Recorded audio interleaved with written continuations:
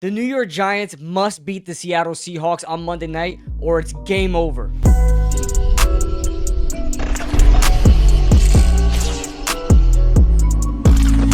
With games coming up against the Miami Dolphins and the Buffalo Bills in the next 2 weeks, the New York Giants have a tough task in facing these 2-1 Seattle Seahawks on Monday night. Now, this 2-1 Seattle Seahawks team is ranked 4th offensively and 29th defensively, so obviously you know that we may be in store for a shootout type game. Now, this is all if the Giants offense keeps up with the Seattle Seahawks offense, but the defenses are pretty well matched up. And while they look like the better team than the Giants, it's very clear that the Giants need this win to keep their season alive, as they are in risk of going 1-3 on the season. It's been a rough couple of weeks, a roller coaster of emotions, going 40-0 against the Dallas Cowboys and then having to come back versus one of the worst teams in the NFL in order to beat them, and then getting embarrassed again in primetime against the San Francisco 49ers. The Giants cannot catch a break, and now with their third primetime game in 4 weeks, they are going against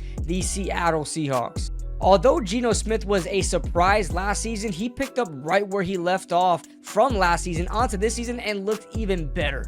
Going back and watching the film from their offense, you really got to admire Geno Smith and how well he's developed over the course of his career with his footwork, his accuracy, decision-making, all of that. He just looks like a top-tier NFL quarterback. Now, not a Mahomes, not a Josh Allen, but he looks like definitely a bottom top 10 quarterback. He just looks that good.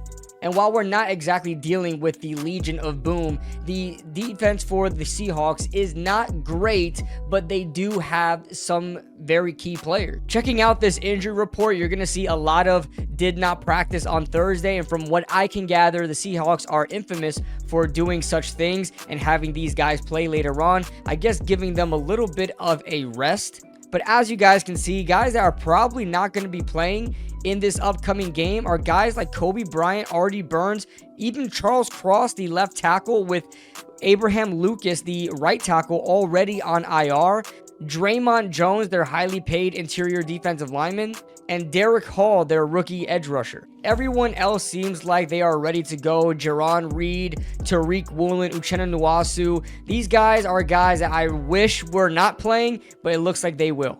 Now, the biggest thing I noticed with the Seattle Seahawks and what their weakness can possibly be is their tackle situation. Last week, the Seahawks were without their 2-star young tackles in Abraham Lucas, who I mentioned was already on IR, and Charles Cross, who is their first-round rookie last year, who looks fantastic and was drafted after Evan Neal, and now we're dealing with Evan Neal, and we could have had Charles Cross, and I am frustrated.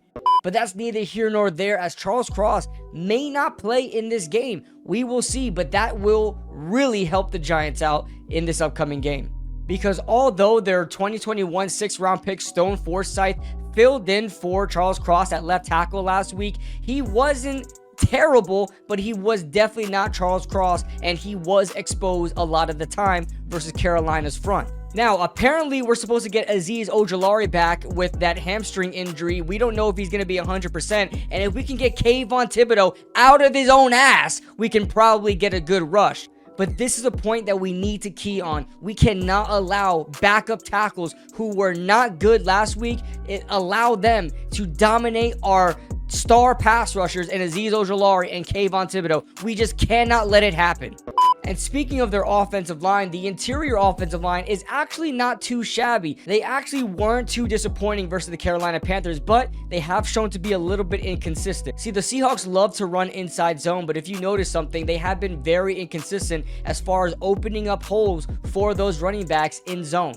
Both the Seattle running backs in Kenneth Walker and Zach Charbonnet, who I noticed play very similar to each other, cut it back in inside zone and really carry that running game as they create their own plays. And one big thing that I really want to key on as far as the Seattle running backs go is that they both take a long time finding a hole. They stutter a lot. It seems like they are very indecisive in which hole they want to run through and if they want to run through it at all. So that's something the Giants need to key in on. They love to dance in that backfield. They stutter back there, and we cannot allow those running backs to find a lane because they are home run hitters. Even with a less than stellar offensive line and a quarterback who took 10 years to find his stride, the Seahawks still find a way to have the 4th ranked offense in the NFL. And it's simple things like this play I'm going to show you. As you guys can see, you see DK Metcalf on top, and you're going to see him run a post route, and it's not even the best post route you've ever seen.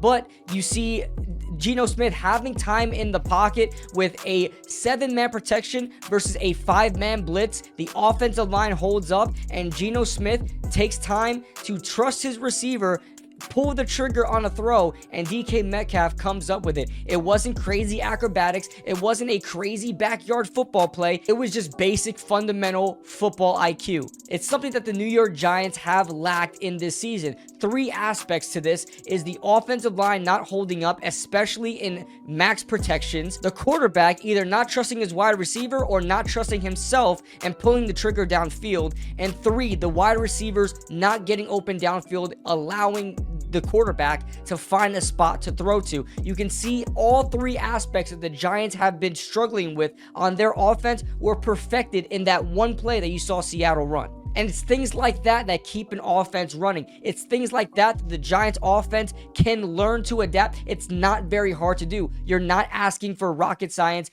football play here. You're just asking for these guys to do their job well. Do your job. Do it right. For once.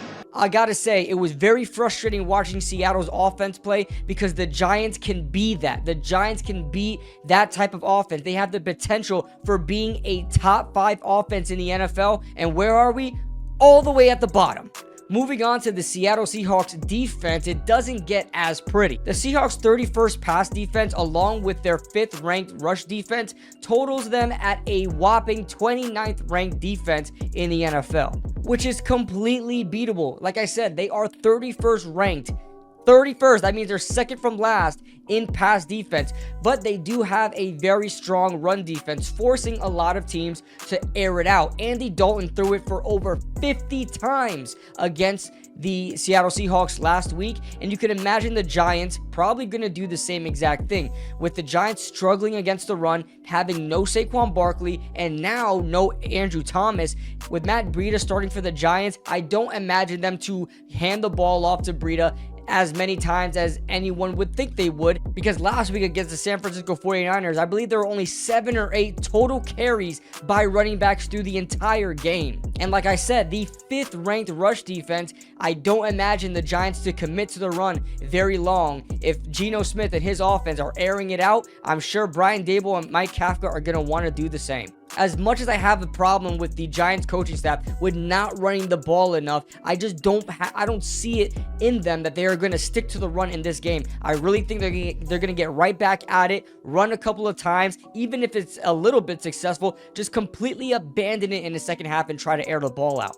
And those Seattle corners are not too bad. Even though they are 31st in pass defense, watching their film, it really doesn't look like it. The Seattle Seahawks have faced very high-powered offenses throughout their season so far, which may let their stats look a lot worse than it actually is. And Andy Dalton had to force feed Adam Thielen the ball and throw for over 50 times to even try to combat that. But looking at those Seattle DBs, they are very good in man coverage. And one thing I will tell you is the Giants struggle to get free in man coverage. Both Paris Campbell, Darius Slay, and even Darren Waller struggle to get free from man defense so far this season, and I don't see that changing on Monday night. The Giants have to find a way to take what the defense gives them and start chipping away at their defense, as Seattle is another team, just like the San Francisco 49ers, to allow those flat routes and just try to break on the ball from there. The Giants are going to have to start off short and sweet and try to figure it out that way, and then maybe even run the ball and then try to air the ball out. We all know how bad of a tackling team the New York Giants are.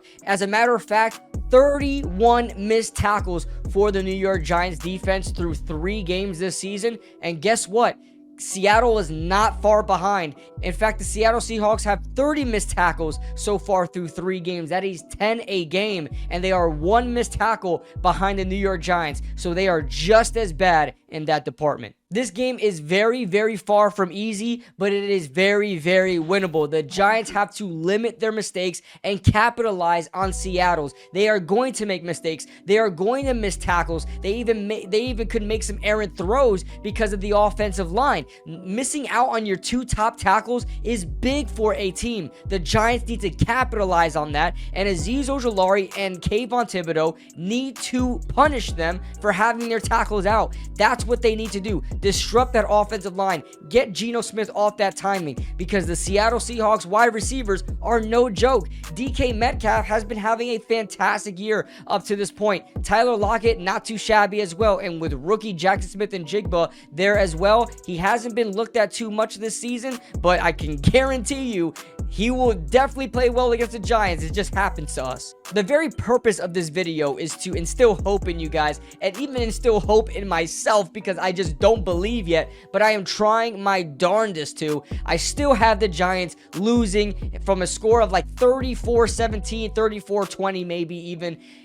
Until the Giants show me that they can keep up against a formidable opponent, not an elite opponent, a formidable opponent. As soon as they can show me they can do that, then I'll start to have better feelings of them. But if the Giants actually lose this game, as I predict, it is going to be downhill from here, as they will go 1-3, preparing for the Miami Dolphins and the Buffalo Bills right after this week, as the schedule does get easier, but we're penciling in 2 L's right after this game. We'll be looking at 1-5 before the schedule gets easier. We would have to pull off a miracle to come back and get into the playoffs. What do you guys think? Leave it in the comment section below.